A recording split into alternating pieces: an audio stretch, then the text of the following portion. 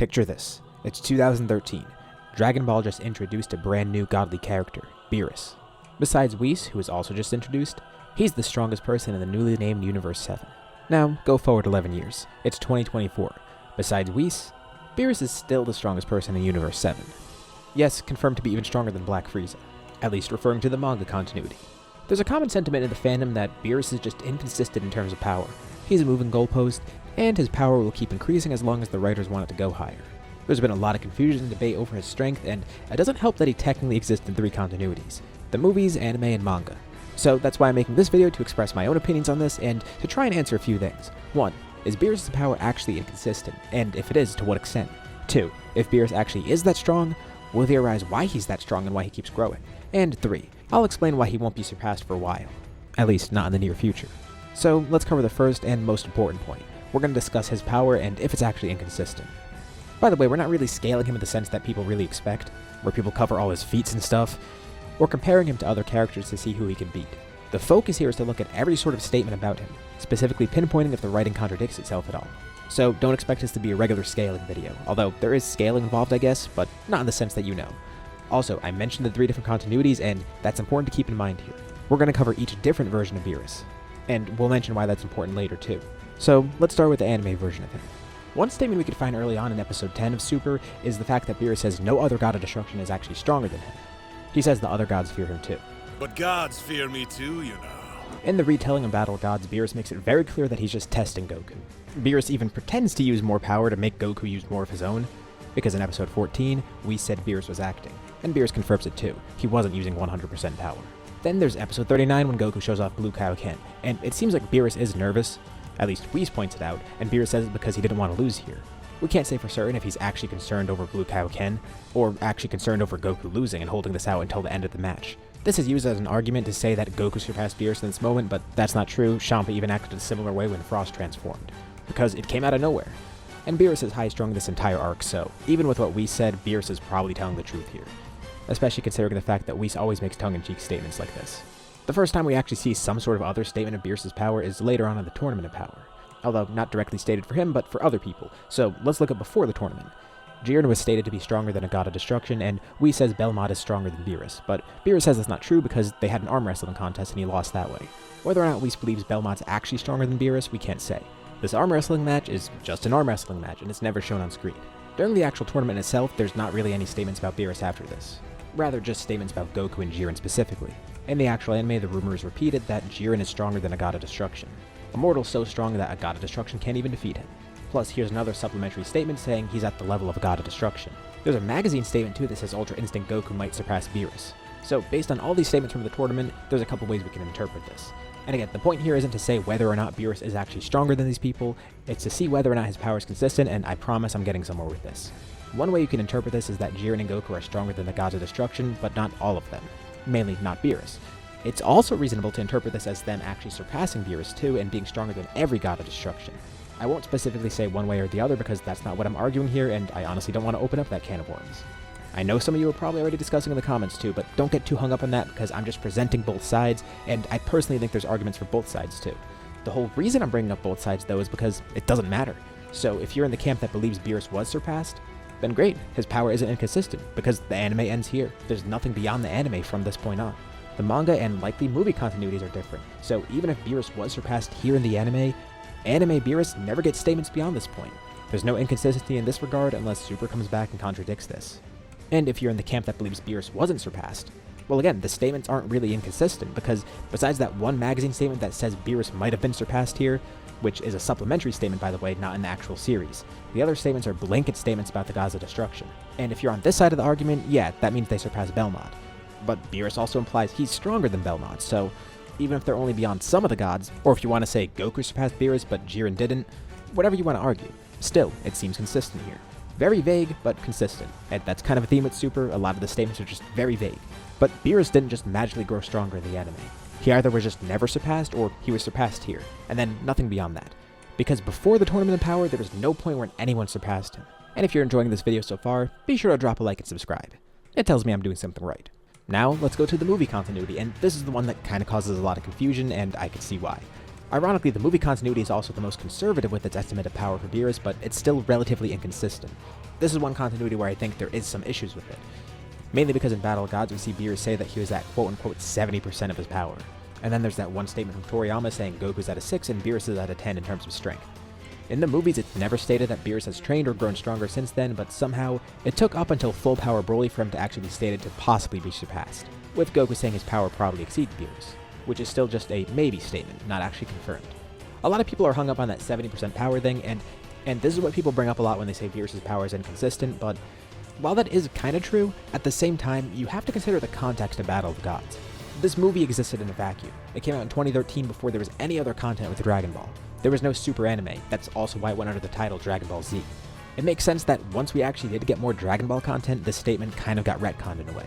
This is one statement that, yeah, actually is inconsistent, but it makes sense that this statement gets ignored because otherwise, realistically, Super Saiyan Blue alone in Resurrection F should surpass Beerus, at the bare minimum. If that 70% statement was actually true and Beerus didn't grow stronger in that meantime, yeah, he'd be basically instantly surpassed by Resurrection F. But again, this was Dragon Ball's first return, and we didn't know what was coming after this. That statement is contradicted, but it's kind of a hindsight is 2020 thing, and the fact that it kind of limits Beerus' power while also limiting Goku and Vegeta because they'd have to stick between that 70 and 100% range. So in this case, he kind of is a moving goalpost in a way, but given the context of the movie's release and what was going on with Dragon Ball around this time, it kind of makes sense. It's still interesting though that Beerus wasn't slated to be this strong earlier on, not even twice Goku's strength, and on top of that, anime Beerus bluffed about his power to draw out Goku's strength, so he easily could have done the same in the movie for all we know. Maybe he's just a really great actor, like Sukuna. Toriyama also has the statement of Goku being at a 6 and Beerus being at a 10, but again, product of its time, and with this not being percentages, it might not even be linear. Just like power levels aren't linear, it's reasonable to assume that for this too. And as we continue going on in this video, you'll see that this is really the only objective instance of Beerus being a moving goalpost. In the movie continuity, Beerus is consistently regarded as the strongest. You could even argue that technically, Broly and Superhero are in a separate continuity from those two movies, which would make a confusing fourth continuity then. Even though 2 of them are Dragon Ball Z and 2 are Dragon Ball Super, personally I view all 4 of these movies in the same continuity because they're all written by Toriyama, and they follow a relatively consistent through line with references towards each other. Notably the fact that in Broly, Tarbell's mentioned, who is also mentioned in Battle of Gods. And when we look at these 4 movies as a whole, the power scaling is somewhat vague to begin with because we don't know about what happened in this continuity between Resurrection F and Broly, or between Broly and Superhero. It doesn't help that Moro or Granola aren't mentioned at all, and Jiren is still the standard for Vegeta. But the movies are actually relatively conservative in how strong everyone is, so there is that one inconsistent statement from Battle of Gods. And after this, Beerus is just considered above everyone, until Goku says that Broly might have surpassed him. But this isn't contradicted at all in Superhero. Again, just like with the whole Jiren and UI Goku thing, this is something that you can argue either way, and it's even more vague. But just like with the Goku and Jiren thing, my whole point here is the fact that there's nothing inconsistent here. We don't get some contradictory statement later on saying Beerus is actually stronger than Broly. We get nothing really about him, or vice versa for that matter. We get nothing about Gohan or Piccolo surpassing Beerus. Back in Resurrection F, there's nothing saying Frieza surpassed him. Actually the opposite, saying Frieza would be no match for Beerus. So there's no direct objective statements about Beerus being surpassed. In the movies, there's very few about him in general after Battle of Gods. And outside of that 70% thing from Battle of Gods, nothing's contradicted. Now let's go to the medium that actually has the most stuff about Beerus, the manga. First in the Goku Black arc, Shin theorizes that Vegito Blue might have surpassed Beerus. We still can't really verify this, especially considering the fact that Shin is consistently unreliable, unfortunately. We actually get to see Beerus fight some of the Gods of Destruction too, and he does really well. Manga Jiren is also stated to be specifically stronger than Belmod, but we don't actually know Belmod's strength in comparison to Beerus here in the manga. But the way Beerus is presented in the manga though, he definitely seems to be one of, if not the strongest God of Destruction, so whatever he says about him being the strongest, that's true. At least to some extent, because unlike the anime where we're told that he just loses an arm wrestling battle to Belmod, here we see an actual battle against all the other Gods of Destruction as a battle royale, which is awesome in its own right, and I love that the manga did this, but importantly here, Beerus does incredibly well in this fight. He used the Temu version of Ultra Instinct, aka not the actual Ultra Instinct. But even with bootleg UI, he could easily dodge 4 Gods of Destruction attacking him at once, and then after this he could fend off 4 other Gods of Destruction, including his twin brother, and Kitela, who's also one of the last standing, and who's also touted to be pretty strong in his own right too. Beerus gets ganged up on twice, by 2 separate groups of 4 Gods of Destruction each. He outpaces Champa and the others so quickly that he was able to use Champa as bait for them and actually trick them. He made it out of 2 1v4s and outpaced one of the groups completely. We don't get to see much of Belmod fighting, and he pretended to be passed out during the tournament for some reason, so we can't really tell where his true strength lies. The whole reason I'm bringing this up is because Jiren is stated to be stronger than Belmod. Belmod also does well on his own, catching all the other Gods of Destruction in his own technique, with Kitela even saying that he's fighting serious because it looks like he's trying to kill them. But the other gods don't seem too injured by this, and he's then caught off guard by Liquor. and weirdly he decides to act like he's unconscious during this fight. I guess all the gods of destruction just like acting like they're weak. Again, they're great actors like Sukuna. But you could actually make an argument here that Beerus is way above the other gods of destruction. So even though Jiren's above Belmod and grows stronger during the tournament, and he gets surpassed during the tournament too, he, and Goku for that matter, could be stronger than some of the gods but not all of them, including Beerus. They feasibly could exist within some weird limbo between those two. So the only way Beerus' power would be inconsistent here is if you could argue that Belmod's actually stronger than Beerus, which would honestly be really tough to argue. Later on in the Moro arc, Beerus casually says that he's going to help out with Moro. Oh yeah, also we get some scenes of him beating up Vegeta in Blue Evolution. Not just before the Tournament of Power, but after the Moro arc too, before the Granola arc starts. He does it really easily both times, even the Granola arc one. Later in the Granola arc, there's also Granola's Wish, and Taranbo explicitly states that Granola's Wish will make him stronger than anyone besides the gods. So, while it makes him the strongest in the universe, that doesn't mean he surpasses Beerus. The Wish is only taking other mortals into account. Then obviously Gas surpasses that, and then obviously Beerus surpasses that too. And then that brings us to present day. Beerus is stated to be stronger than Black Frieza, at least by one of the supplementary statements. Beerus also states in the Granola arc that there's no limit to his power. So, looking at the entire manga and all the statements about Beerus, there's only two ways you could argue that he's inconsistent. One, you argue that Shin was right about Vegito Blue surpassing Beerus, which would automatically make him inconsistent because Vegito Blue is surpassed later on, by people who aren't Beerus. Or two, you'd have to argue that Belmod's stronger, which is really hard given how vague his power is and the fact that Beerus had an arguably better performance in this tournament between destroyers. Not to say that Belmod's relatively weak by any means, but unlike the anime where there's at least one statement that you could say maybe makes Belmod stronger than Beerus, here there's no direct statement saying Belmod's stronger than him. If anything, Kittel is touted as the other strong one. So that at least covers my views on each of the continuities. In the anime, there's not really an inconsistency with Beerus. He might have been surpassed, but considering that continuity ends with the tournament, none of the movie statements or manga statements apply to that story. So even if he was surpassed there, doesn't matter. His power remains consistent. In the movie version, there is that 70% statement that's contradicted, and that Toriyama statement. Other than that, he's pretty consistent, albeit vague. In the manga, there's actually a lot more statements and feats for Beerus, but only one statement from a somewhat unreliable source saying that he might have been surpassed. We don't even have the statement about Broly potentially surpassing Beerus, despite the fact that we actually get two Broly recaps here, one during the Moro arc and one during the Superhero arc. Beerus is supposedly above Moro, Granola, Gas, and even Frieza. So his power doesn't actually seem inconsistent, unless you conflate the three versions with each other, which you shouldn't do. They're each different stories with different things happening, however slight the differences may be. So now we can go on to the second section of the video, finally. Let's theorize why Beerus is actually strong as he is. One theory is that he's in a constant state of Ultra Ego. Just as the Angels could constantly use Ultra Instinct, Beerus can constantly use Ultra Ego, which makes sense because Beerus says his mind is always on destruction, and he may constantly be in that mindset, and with Ultra Ego, your power will grow over time as your battle spirit flares up. Maybe Beerus actually is growing stronger.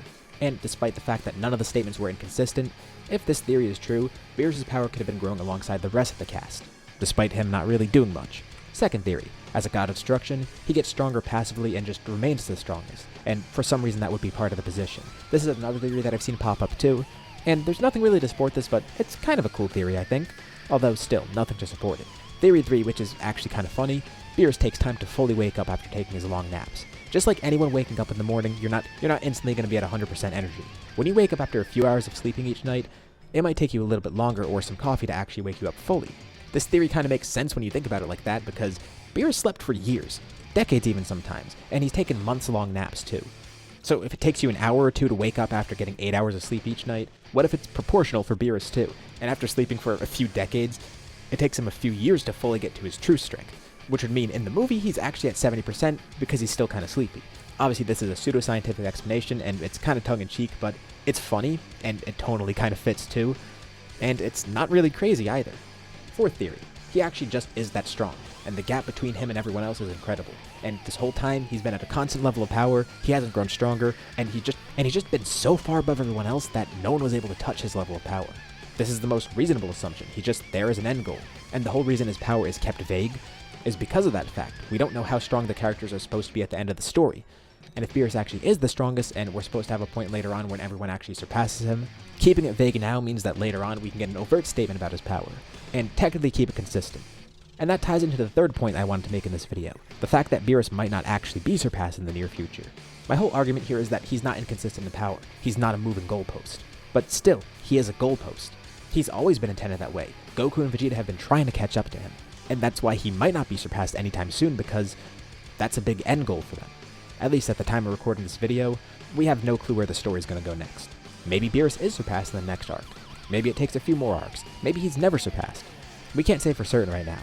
But as a god of destruction, he's supposed to be strong. And ever since his introduction, he's been there as a goalpost, a level of power that Goku and Vegeta want to reach. And sure, his power is vague at times, especially outside of the manga. The anime and movie continuities, they're very vague.